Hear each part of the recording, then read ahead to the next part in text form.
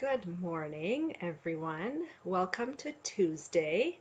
I'm just going to share this video really quick and then we'll dive right in. I want to talk about what to do when you hit an upper limit, because this is something that we tend to hit often. And so I just wanted to talk about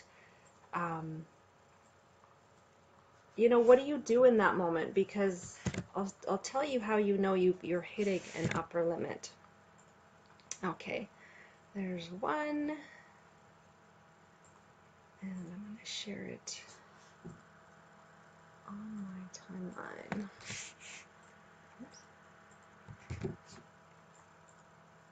Okay, we are good to go.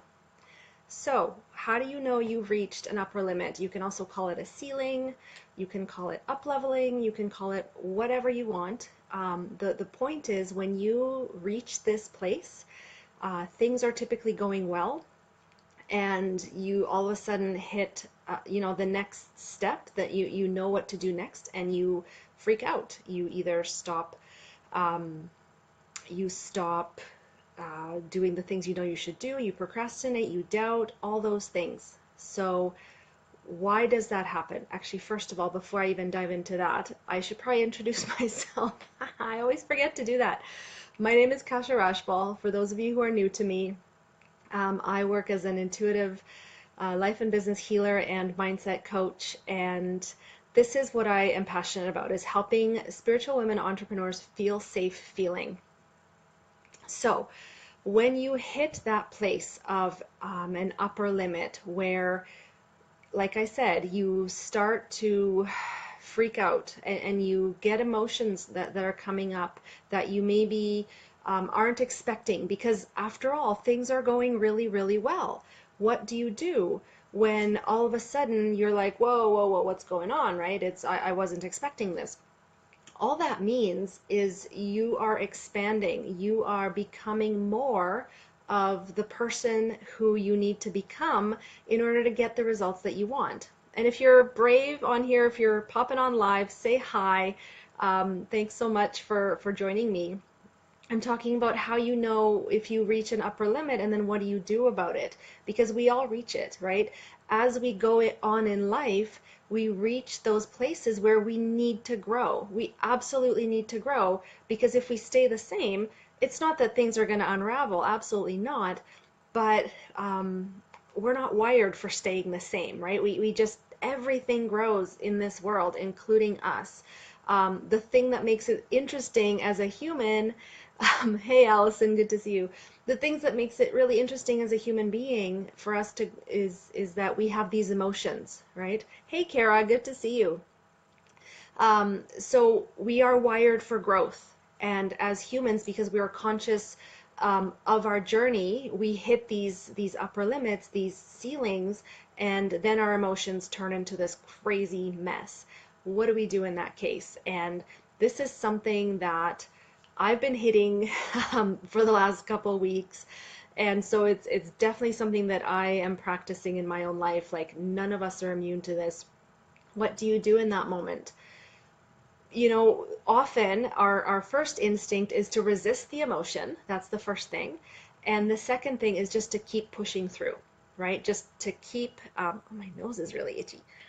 To keep pushing through and pushing forward instead of dealing with what's coming up in the moment. Now, what happens when you just push through is first of all, you get more resistance coming up, because your body and your unconscious mind are bringing up this negative emotion for you, this turmoil, not for you to stuff it back down, but to deal with it, to work through it, to release it. And the only way to do that is to feel it, to step into a place of gratitude for it, to ask it what it needs, because this negative emotion has been living inside you. It didn't start the moment you hit that limit. It started a long time ago, for most of us anyway. And so you can't just stuff it back down and expect that it'll just stay quiet. It won't. Like, that is not what our emotions do. So the best way to go to get through this is not to give up and shrink back and stay in a hole, but it's to get into a place of safety inside yourself so that you can feel this emotion. And the best way to do that is to stop doing everything else. Now, I'm not saying you're going to have to stop doing everything for like months and months.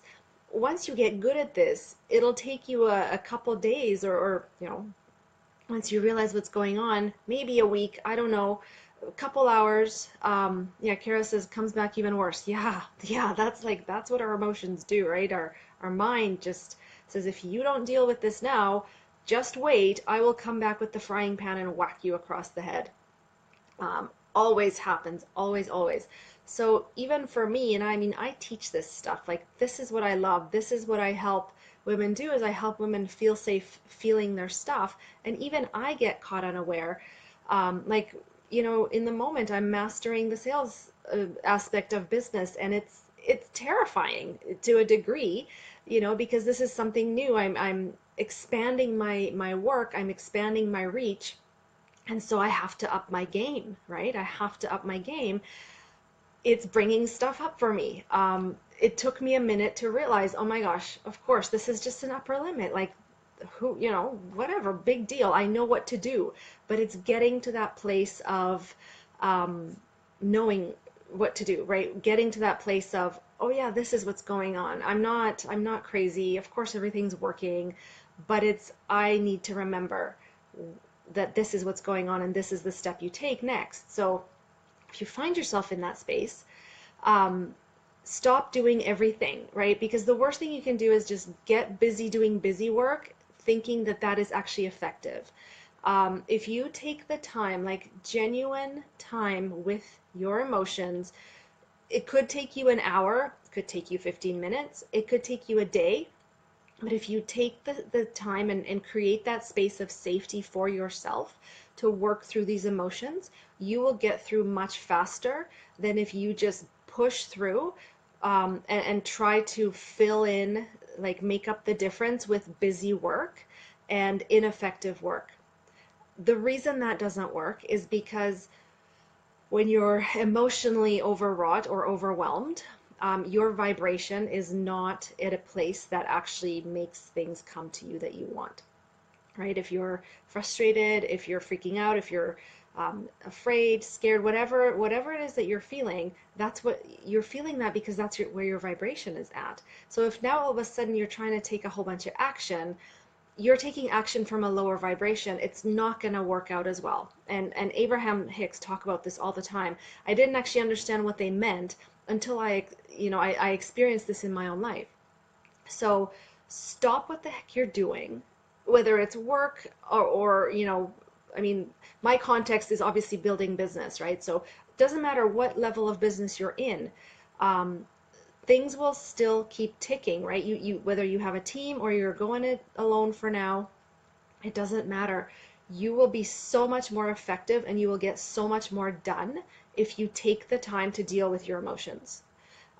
Negative emotions are not evil, okay? They do not exist to make our life miserable. They exist for our growth. And through the Akashic Records work that I do, the one thing that I learned very early on is our soul doesn't actually care what emotion we're experiencing. It has no judgment whether it's a positive or a negative emotion. To the soul, an emotion is simply an experience. It is our human self, the emotional creature within us, that places the judgment on it. So, number one order of business when you hit an upper limit is, stop the busy work and deal with your emotions. Take a look at them. Ask them what they need.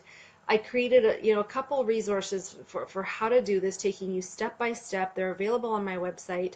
One of them is a shitty day emergency kit, which deals less with upper limits, but more so with, overwhelm in the moment and emotional triggers. And then the feel safe feeling experience, which really goes in depth into how to feel your emotions, how to feel safe feeling. So again, step one is stop what you're doing and deal with what you're feeling. Okay. Stop what you're doing and deal with what you're feeling. That's number one. And once you figure that out, once you can process that emotion out of your body, then have at her. Go back to doing what you know works and notice what's working. Focus on what's working, not on what isn't working. That can get us caught up in a spiral. You always focus on what's working because that's what raises your vibration. That's what brings you more of what you want. So hope that makes sense. Hey Jennifer, good to see you. Kara says yes, perfect. Do you have any questions at all about this?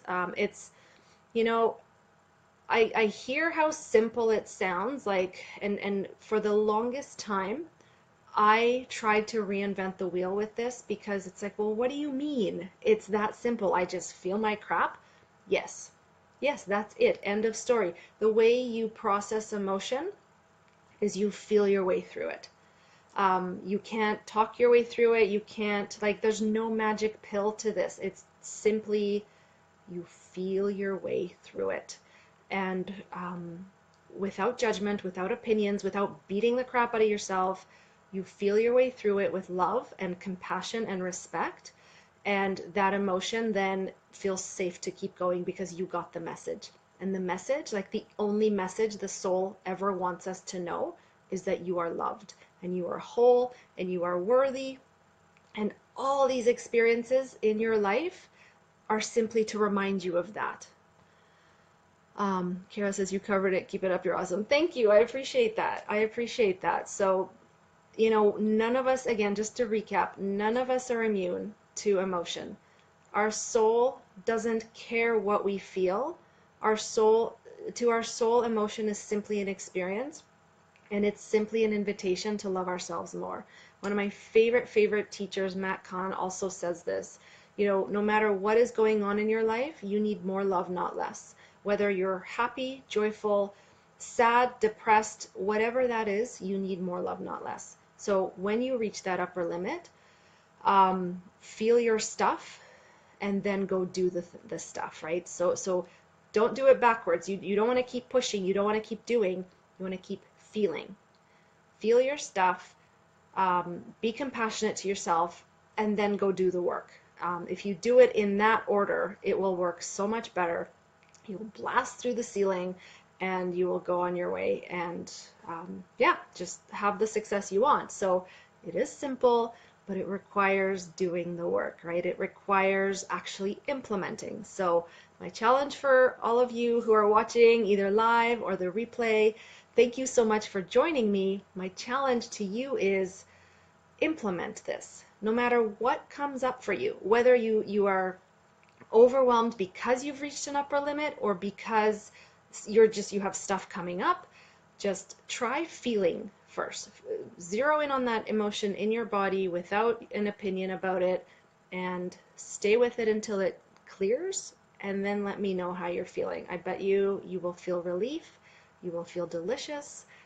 It's really awesome. So challenge accepted, Kara says. Awesome. Perfect. Keep me posted. Come back and let me know how that works. And if you want the Feel Safe Feeling experience or the Shitty Day Emergency Kit, it's just on my website, kasharashful.com/start here. And yeah, just grab them and use them. I've had so many people give me feedback saying it hones in on how to feel those emotions so that they let go. The more you do it, the more you'll remember how to do it, the faster it will go, and the more you will remember your own wholeness, your own worthiness, and your own love. So that's all I got for you today. Wow, that was a quick video compared to my usual ones. Have an amazing week, and don't forget, tomorrow I'm going to come back live and do the open question and answer. So Jennifer says, since I've been recognizing my feelings and naming them, I'm a lot more calm. Yeah, exactly. So good job. Keep at it. I'm so proud of you. And yeah, so anyway, join me tomorrow for the Woo Wednesday open question and answer. I'm going to try and get it going around 9 a.m. Pacific, which is, I believe, 12 noon Eastern time. Again, have an awesome day. See you soon.